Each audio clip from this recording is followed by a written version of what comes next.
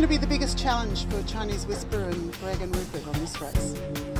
Catching the boat that's in the Solomon Islands already. An SNS 34. Who would have thought? Who would have thought indeed? Simon, Chinese Whisper and Morningstar, it's been quite a battle. Oh, it's been amazing, Martin. You would have thought Chinese Whisper, 62 foot of red hot fast machine, it would have overtaken her in a second. But every time they started this week 1,200 miles ahead of them, and now they're 300 miles ahead of them, and Chinese Whisper still haven't caught them. So the good thing is Morningstar has got less than the Sydney Hobart to go, only 600 miles, and Chinese Whisper's got 803. So the race is still on. Remember, those two are in some difficult weather, so it's going to be a cat and mouse game for the next few days. So we actually asked Joe on Morningstar, how are you going? Good. Now, last we looked, we were about 600 nautical miles from the finish. That's less than the Sydney Hobart. You're almost there. Yeah, we're starting to feel like we're almost there. We're certainly getting itchy feet to get to the finish line. You've still got Chinese Whisper breathing down your neck. Yeah, that's right. We've been keeping a good eye on them. In all honesty, we would be amazed if they don't catch us. They're just such a fast boat, and they certainly deserve it. They work really hard as well. Look, never say never, Joe. It's yacht racing, as you know. But look, you along with Force 11, Tasmania is just so far behind you. But you got any messages for your family and friends, supporters back in Tasmania? Oh, that's amazing to hear that. Yeah, so many people are following us. So it's been pretty incredible, the support that we've had for the whole campaign right from the start, and it just wouldn't have been possible without that. We had quite a lot of businesses come on board to help us get to the start line. So just a huge thank you, and all the messages we get those through Facebook. We've got a fantastic media manager who passes them on to us, so keep them coming, because it certainly gives us a bit of incentive on the difficult days. Well, we've loved reading your posts. It just gives you a sense of what it's like out there. Now, I'm just going to take you back a little bit. You did this great post on provisioning and food and all that sort of thing. How's that worked out for you? Is the theory paid off, or are you down to your last Cruskets and 2-minute noodles? Oh, look, we brought way too much food. I honestly think I probably won't need to reprovision in Japan for the trip home. I'd sort of been budgeting on us being out here for a minimum of 45 days, and I was thinking worst case scenario was probably going to be close to 60. So we just have so much food left over. We're not going hungry at all, that's for sure. You posted about your wind gear missing. How are you going sailing without your wind instruments? Yeah, when it first happened, we were on a close reach for a couple of days, still in the trade winds, and it really wasn't a problem then at all. Since we've got into the horse latitudes, we've been on an absolute dead run for the last 3 days, and yeah, it's been a bit more difficult. There's not moon out here at the moment at night, so we've been having to work pretty hard to keep the boat balanced and make sure we're not getting too close to jibing or anything like that. Yeah, I mean, we're certainly coping, and I don't think we've lost any speed because of it. That's great to hear. I guess your next challenge is going to be the Kuroshio Current as you get closer to Japan. Yeah, we've got a plan. Whether or not it pays off, time will tell. But yeah, we've certainly taken that into account with our routing. All right, Joe. Well, look, thanks for joining us today. I jump on a plane tomorrow, so I'll be one of the many supporters that'll be cheering you in when you get there, and look forward to speaking in person. Fantastic. Thanks so much, Martin, and we look forward to seeing you at the other end. Now, Jo mentioned about her gear failure.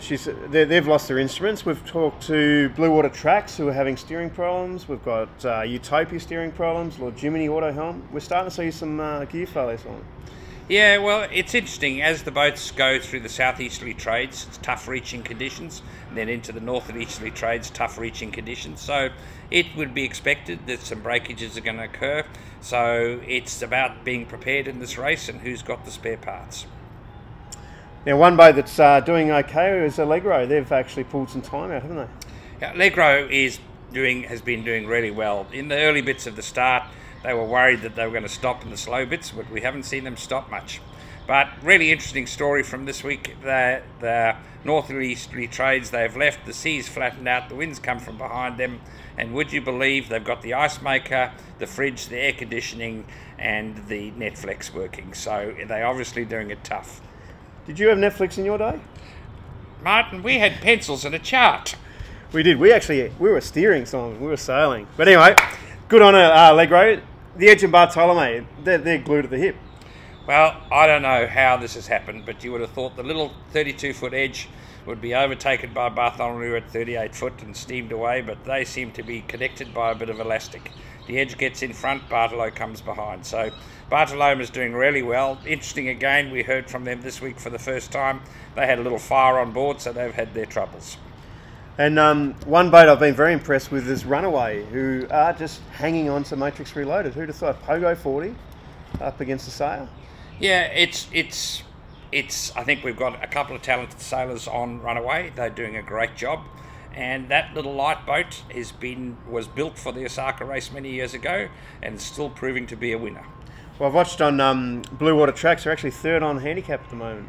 Yeah, you would have to say that Runaway is a really good shot for a podium finish. They've just been sailing so well, and they've sailed so much better than the rest of the fleet that you would guarantee them one almost. Something I was pretty curious about last week was the east-west split. We saw Lord Jiminy and Maverick heading off east while the most of the pack went through the gap in the Solomons. Paid off? Look, you would say at this stage that they're equal footing with the ones that went to the west, but it'll really tell that mob is not yet in the northeasterly trade, so we'll really know with the next 3 days whether the leverage off to the east has helped. Well, east should help, shouldn't it, if you're closer to the wind? Oh, look, you should have a broad angle. You should be able to put your spinnaker up or your asymmetrical, so you would expect to see Maverick doing 1.5 to 2 knots faster than the others. Now, Maverick's having a great battle. They're up against the other Sunfast 3600s. We actually spoke to Kraken and see how they're getting along. This is the Kraken Kebab Shop. How would you like your kebabs today, sir? A lamb kebab with no garlic. Certainly. How many would you like, sir? We have them hot, we have them cold, we have them all sorts of ways today. Kraken Kebab Shop. Martin Vaughan from the Weekly Wrap. I'd like, actually, I want that bird. You had the bird. Did you actually eat it all yet? Or is there some of that left? He flew off and he never came back with any rum. You're kidding. We've got Told and Dubbo here on the Weekly Wrap from Kraken. Look, you boys are actually sailing pretty well. We've been looking at the results. You've got a bit of a jump on your two competitors. Yes, we're trying to sneak away from them, but I think they always sort of know where we are, Martin. But yeah, we're doing good miles today. We've got up our code 0 and trucking west to get north. So hopefully the breeze will back a little bit more to the north, and yeah, we can make it more miles north. Well, that's right. I mean, ahead of you've got a fair bit of sailing with the trades, and then you got that Kurashiro current to worry about. You got a plan for the next few days? Yeah, it's basically clear this tropical zone here, the last of the light weather, hopefully. And straight line it for Osaka, well, to the left a little bit, so we can shoot across the current in a reasonable fashion and not overshoot. No worries. Now, as the days go by, I guess the experience starts really kicking in. You guys have done a heap of miles together in the past over in Western Australia there. Yes, we're into 7 years of sailing double-handed together. So our longest voyage, we did Fremantle to Bali race last May, and then the delivery in October from Fremantle to Melbourne, the West Coaster, and then the inaugural Melbourne to Southport race.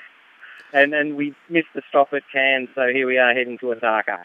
Fair enough. And how is that tactic of selling your old boat going for you? I notice the Edge is still a fair while in front of you, 700 miles odd in front of you. Yes, I don't know the weather will catch him. I think 10 days head start might be a little too much for us.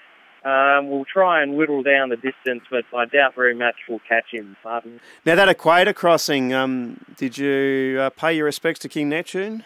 Yes, I got up and I was awake. Actually, the sun was just coming up, so we managed to get out our whiteboard and take a photo each.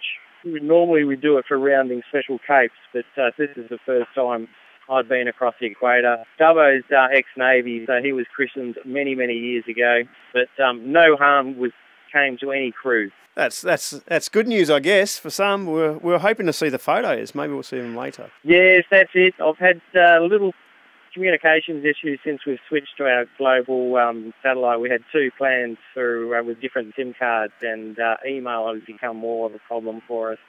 Not too many glory shots to send through at the moment. You must be getting a sniff of the end of it. Ends in sight now. There's still a good couple of weeks of sailing for us, but hopefully once we're through this tropical zone here, it's a matter of heading north in good pressure and finishing off the race. But we've still got, I don't know, I'd say at least 15, 16 days of sailing ahead of us, Martin. All right, well, without giving you any outside assistance, get a move on, because we've got Prezzo on the 5th? Are you going to make Prezzo? Yes, hopefully we'll be in before Prezzo's. My guess was always around 5 weeks, which would put us there on the Friday with Prezzo's on the Saturday. So we'll be cleaned up and maybe not sober, but we'll be cleaned up. How's that? So again, we've got another east-west split with Kraken, Maverick and Mr. Lucky. Paying off. What do you think, west or east, if you're a betting man? Look, you would say that you've got Maverick out to the east and you've got Kraken there, but the Kraken boys are very good sailors. They sail hard. So Maverick and they're going to have their stuff together this week if they're going to make it pay. But it's really, they're in position, they're locked and loaded, and it really depends on how the weather turns out to see who wins this race. There's a couple of boats we haven't spoken about much, but they have been sailing along incredibly well. Spirited Down Under and Surf Dude. Yeah, both of them have been going remarkably well. They every time you think they're going slow, they just keep going. Now, the Equator crossing, we've got quite a few of them across. Do you remember your first crossing, Simon? Our first race, coming to the Equator, we did 60 miles in a day, so it was like pulling teeth. And the joy of getting to that Equator crossing was just remarkable. So we had, both of our wives had prepared a little pack of goods, and we had a bottle of champagne, and it was yip yahoo, and it was a great day. So look, hopefully we'll get quite a few good shots coming in from the Equator crossing. We may have to wait till we get to Osaka to get them, but certainly we'll be putting them up on our Facebook as we go. What's going to happen over the next week, Simon? Talk us through the weather. Well, we're at an interesting stage. Our back little group that just crossed the Equator, which is there's 6 of them, they're going to be making their way to the northeast trade. So they've got some fast sailing for the next 5 days. Our leaders up the top have got the horse latitudes, or between the 2 systems, to negotiate.